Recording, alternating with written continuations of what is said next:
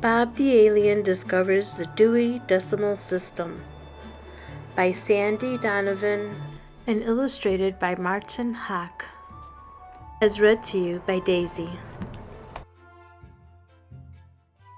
Hi, my name is Allison Wonderland, and this is my friend Bob.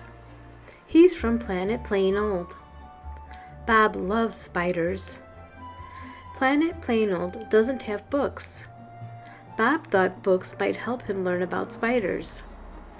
Books are great tools to help us learn all sorts of things. I took Bob to the library, a great place to find books. Bob looked around the library. "Wow," he said, "there are so many books. How do I find one about spiders?" "First, you need to learn how a library is organized," I said. "Then you can find any book." "Org," said Bob. Sounds good. See these 3-digit numbers on the shelves and book spines, Bob? They are call numbers. Call numbers are part of the Dewey Decimal Classification System. "Dewey," Bob said with a laugh. "That's a silly name." "Not so silly," I said. "It's named after the man, Melville Dewey, who invented it. He was a librarian who lived a long time ago. Before Dewey published his system in 1876, libraries organized their books in different ways. Once the Dewey system became more well-known, almost all libraries used it." "So how do we do it?" asked Bob.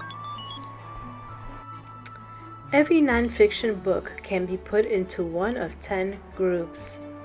The groups range from 000s to the 900s. The first number in the call number shows us the group.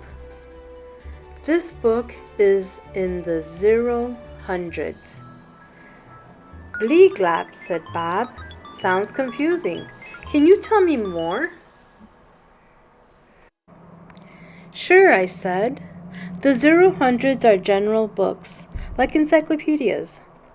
These books have too much information to be grouped into any one subject. The 000s also have books that don't fit into other groups. For example, you'll find books about computers and UFOs here." I kept going. The 100s are books about philosophy and psychology. They help people think about feelings and what it means to be human. "I'd like to know what it means to be human," said Bob. "Totally," I answered. I moved on. The 200s are books about religion and mythology. In this group, you can find spiritual and traditional stories, I said. The 300s are books about social studies. These books are about how people live and get along together. Books about government are here. So are books about jobs, money, holidays, and the armed forces. Next, I explained, the 400s are books about languages. In this group, you'll find books about the rules of English. Books about foreign languages, such as Spanish and French, are also found here. "You can even read about hieroglyphics in this section," I said. "Hieroglyphics are awesome." Bob's brain lights started flashing. He was starting to understand. The 500s are books about math and natural science, I said. Natural science is the study of the world around us. That includes stars, planets, electricity, and volcanoes.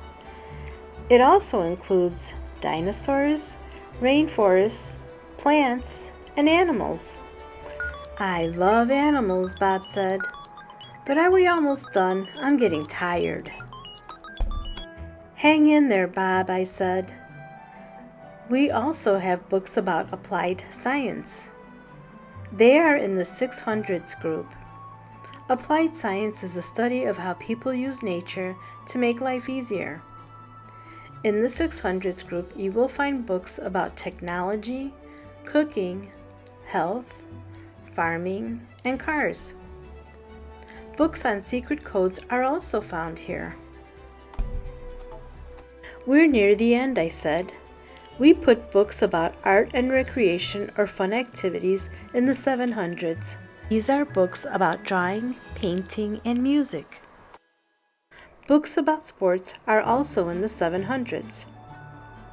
Literature is in the 800s. Literature includes stories, poems, and plays. Jokes and riddles are in this group too.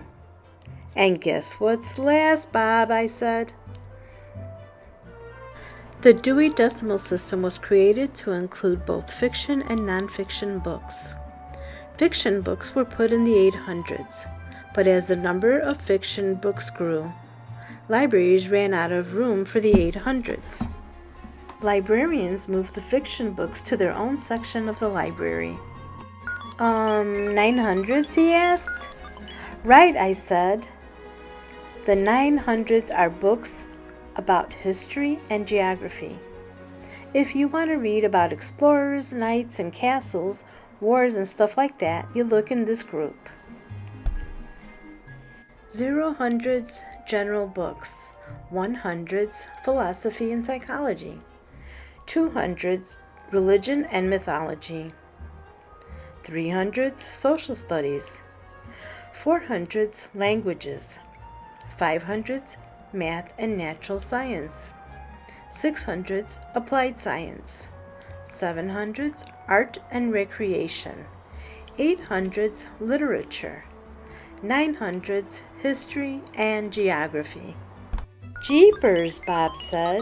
That's a lot of groups. How do I find spiders? You think spiders hang out in the library, Bob? I asked. Don't be silly, Bob said. I smiled and said, the hundreds groups just get you to the right part of the library. Remember the numbers on the spine of the book we looked at? The first number tells us which hundreds group the book is in. The 5 means this book is in the 500s. That's the natural science category. The second number stands for a more specific subject. Here, the 9 tells us this book is in the animals group. My head is spinning, Bob said. He wasn't just saying that because aliens from plain old can actually spin their heads. He was confused. There's more, Bob, I said. Let's look even closer. The next 5 is more specific than the first 2 numbers. This 5 stands for insects and spiders. The last group of numbers puts this book into an even more specific group. What? You have to memorize all those numbers to know where to find any books, Bob asked. No way, I said. That's what the online catalog is for. Just type in the subject, such as spiders.